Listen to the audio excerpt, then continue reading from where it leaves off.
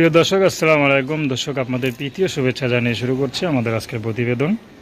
তো দর্শক, দেখতেই পাচ্ছেন আমাদের সামনে এক আপু দাঁড়িয়ে আছে। আমরা তার জীবনের গল্পটা শুনবো, জানবো আপু কেন আমাদের ইউটিউবের মাঝে আসলেন, তিনি কি বলতে চান। আপু আসসালামু আলাইকুম, ওয়ালাইকুম আসসালাম। কেমন আছেন? আল্লাহ রাখছে কোনো মতে। আপু আপনার নাম কি? মরিয়ম। মাশাআল্লাহ, খুব সুন্দর নাম। মরিয়ম আপু থাকেন কোথায়? থাকি বর্তমান নবীনগর, দেশের বাড়ি যশোর কালীগঞ্জ। আচ্ছা, তো মরিয়ম আপু এত সাজুগুজু করে আমাদের ইউটিউব আসার উদ্দেশ্যটা কি বলবেন? বিষয়টা ভাই কষ্ট দুঃখ পীড়িত প্রতিবেদনের শুনতে আছে মানুষকে।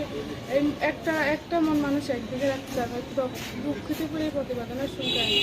একটা ভাই আশা দিছিল যে বিয়ে শাদী করবো, করলো না। পাশে দাঁড়িয়ে আবার ফেলা দিয়ে চলে গেল। আচ্ছা, মানে কেন ফেলে দিয়ে চলে গেল? কেন ফেলা দেওয়া চলে তার কোনো গেল? কম মানে কোনো ওনার কথা? মনের খবর কি আমি বলতে পারবো উনি কেন ফেলা দেওয়া চলে গেল? মানে তার সাথে কি পরিচয় হয়? তার সাথে এমনি অডিও বলে পরিচয়। উড়িয়ে গলে পাশে দাঁড়ায় নাই? চলে গেল ফেলা দিয়ে। তো আমি পরিবারে কে কে আছে?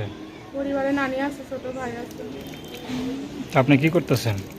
আমি সেলাই মেশিনের কাজ করি, লোকের বাড়িতে কইরে নানিরে ভাইকে চালাই।